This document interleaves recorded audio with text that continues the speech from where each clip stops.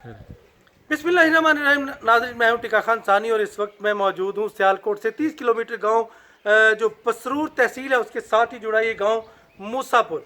मैं आज यहां पे आपको एक ऐसी कदीम सकाफ़त दिखा रहा हूं, यकीनन जो कि पाकिस्तान से भी कदीम है और साथ ही सिख कम्यूनिटी ख़ास तौर पर उनके लिए बड़ी कशिश रखती है। एक तो तर्ज़ तामीर और दूसरा मैं बताना चाहता हूँ कि लोग पाकिस्तान बनने से पहले जो पढ़े लिखे लोग थे उनको कैसे नवाजा जाता था। इस वक्त मैं मौजूद हूँ एक हवेली में जो कि सरदार जोहर सिंह ढींडसा की है। वो सेशन जज थे सियालकोट में और यकीनन सेशन जज होना उस वक्त कोई छोटे एजाज की बात नहीं थी इस गांव के लिए। ये गांव ढींडसा जट कबीले का ये गांव, एक ढींडसा जो कि सिख भाई थे वो बड़ी तरक्की की उन्होंने और वो सेशन जज बने और इस गांव का वो मान थे। उसके बाद अंग्रेज़ सरकार ने उनकी अहलियत के बुनियाद पर उन्हें ये घर तोहफे में बना के दिया। 4 कनाल पर मुश्तमिल ये बड़ी हवेली 3 से 4 मंजिला ये यहाँ से ये घर था और यकीनन ये कदीम तर्ज तामीर और ख़ूबसूरत तर्ज तामीर है। मैं आपको दिखाना चाहता हूँ कि इस घर की हिफाजत नहीं की गई।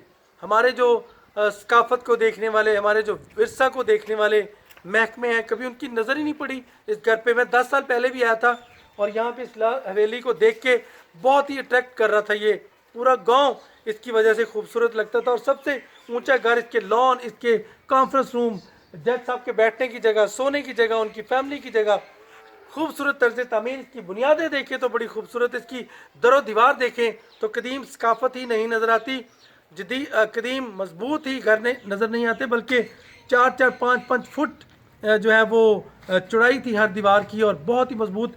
यकीनन मैं आपको दिखाना चाहूँगा, राशिद भाई मेरे साथ हैं। लोधी साहब ज़रा आगे आइएगा, ये ज़रा दिखाना चाहता हूँ मैं कि ये देखें तर्ज तामीर और इंतहाई खूबसूरत अंदाज से बनाया गया ये घर।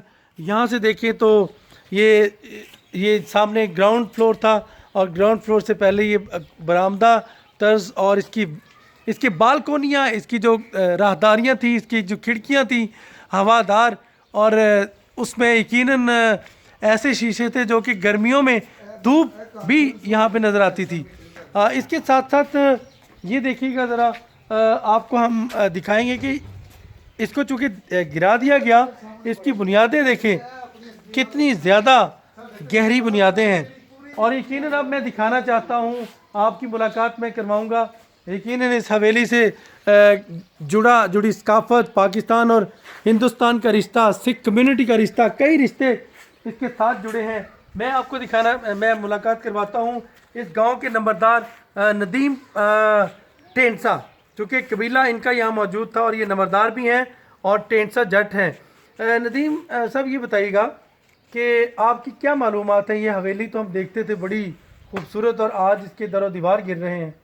ये सर इसके बनने का तो हमें नहीं पता, लेकिन हमारे आबाओ अजदाद ने बताया था कि यहाँ के नवाब थे सरदार जोहर सिंह जज थे यहाँ के वो नवाब भी थे, ज़मींदार थे यहाँ के बहुत बड़े।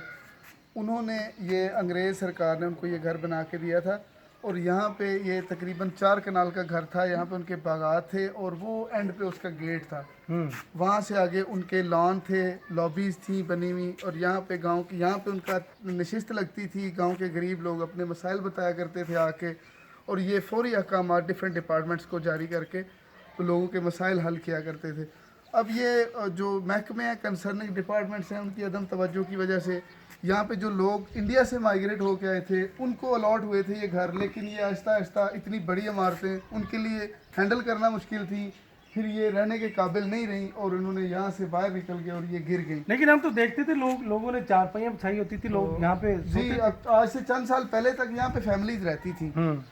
तो अब पिछले दिनों एक उनके पोते थे शायद सरदार बच्चन सिंह ढींडसा, वो बता रहे थे कि इंडिया में गुरदासपुर तहसील व जिला गुरदासपुर है हमारा। अच्छा, इंडिया से आए थे वो? इंडिया से आए थे इसको विजिट करने और उनका गांव नबीपुर था, उनका नाम था बच्चन सिंह ढींडसा और वो कह रहे थे कि अगर कभी आप इंडिया विजिट करें तो वहाँ पे आपके आके पूछ लें मुसेपुरियाँ, यानी कि यहाँ का ये इस गांव का नाम भी मूसापुर है और वहाँ पे भी माइग्रेशन के बाद भी उन्होंने यही शनाख्त अपनी वहाँ पे रखी है कि मूसेपुरियाँ का महला, आप उधर आके पूछ लें तो आप हमसे मिल लेंगे। उनका एक बेटा था, उसका नाम था सरदार सखविंदर सिंह ढींडसा, वो वहाँ पे डॉक्टर था इंडिया में, वो भी उनके साथ था।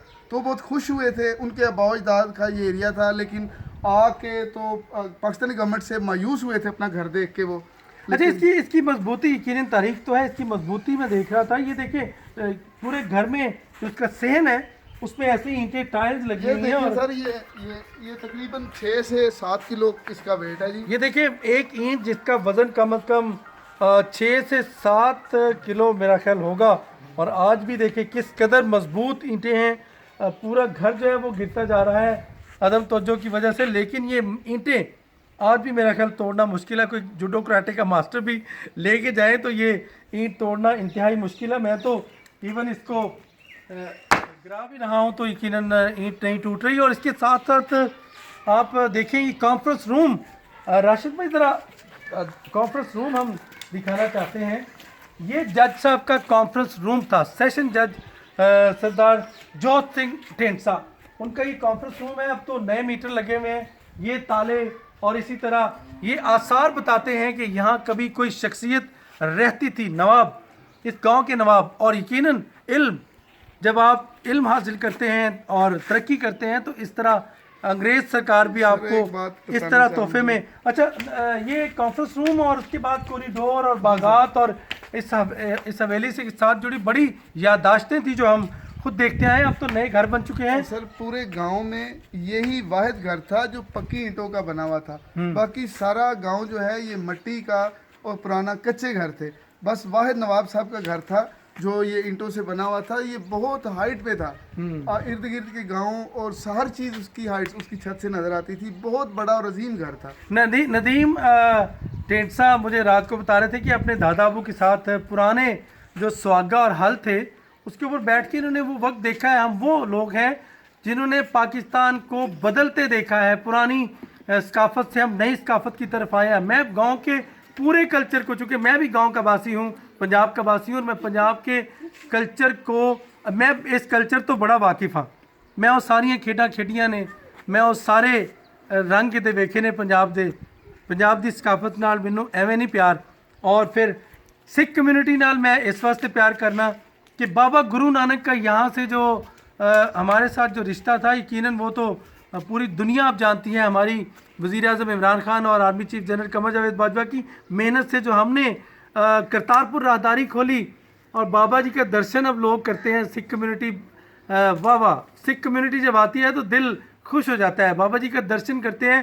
पहले तो वो गाना है ना जो पाकिस्तानी हुकूमत ने बनाया था कि दूर खलो के दर्शन करन दे बेले नांगे ने, गुरु जी ने राह खलवा के कोल बुलाया, यानी बाबा जी ने राह खलवा के कोल बुलाया। गुरुद्वारा यहाँ से 50 किलोमीटर दूर है सिर्फ, यानी 1 घंटे का भी सफ़र नहीं है करतारपुर राहदारी।